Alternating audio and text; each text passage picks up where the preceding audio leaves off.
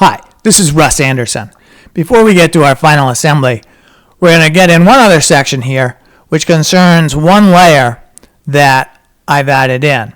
And you see that I've created a tracker mesh using a bunch of trackers on a little mountain that's sitting out in the background.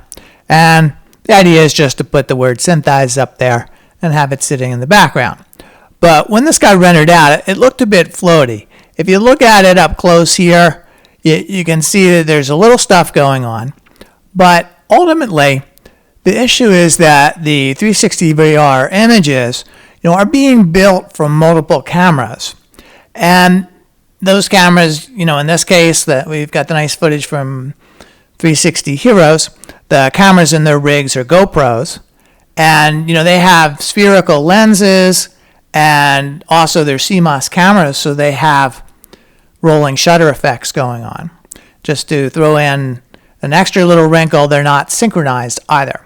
So there are a bunch of camera-related factors here that make these images much less rigid than a normal image from just a single camera. And in fact, here you can actually see some Jello effects due to the vibration in this aerial environment as well. So we need to have the entire image here to be able to generate the 3D information from the local small portion of the image, but we want to have the image stick using that local part of the image as a reference. So to do that, we have a little script to help out. And that's what this tutorial section is really about. So we're going to go over to the trackers panel. And you can see I've got the one tracker selected there.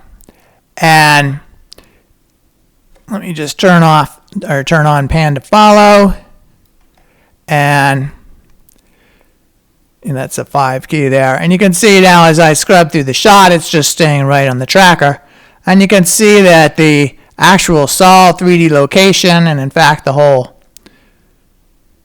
mesh itself, is bouncing around a little. If you look carefully as I scrub through it, you actually see some of the other parts of the image here are doing other different things. And that's those effects that I was mentioning.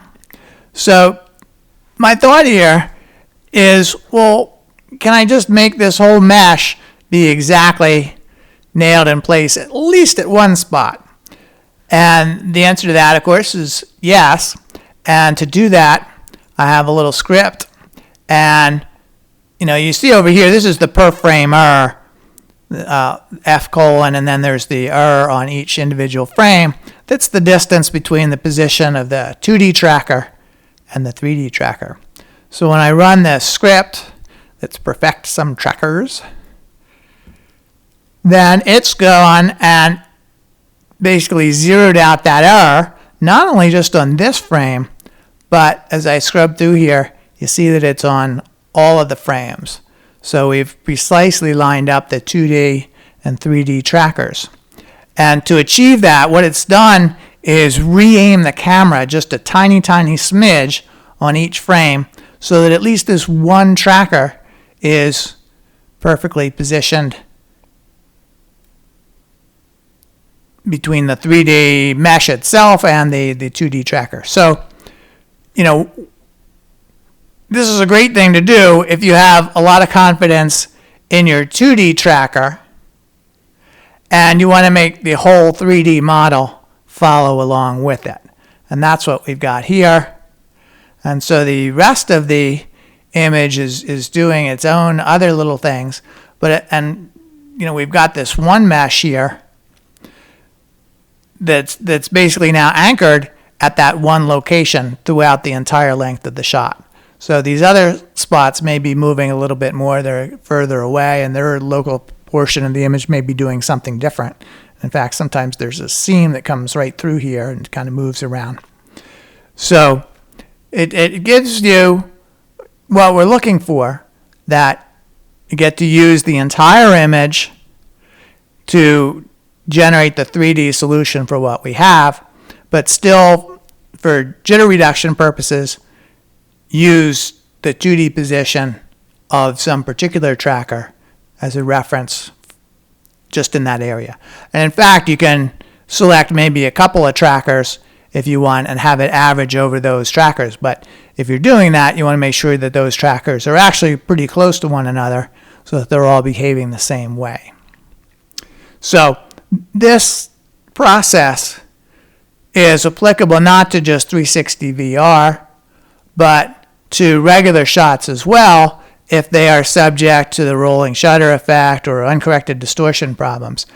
If you've got a decent, regular camera shot, then you probably don't want to be doing this, because then you're taking the error, the jitter in that one camera and applying that to the entire mesh, and you can wind up making the situation worse, not better. This is only a good idea when the error on the one tracker is much smaller than the other stuff that's going on due to the rest of the image shifting around. So in my overall sequence of tutorials here, this is a intermediate stage for this one layer, and from here this just gets sent out to Blender for rendering, and then it gets converted back to a full 360 VR format for the final compositing that we'll see next.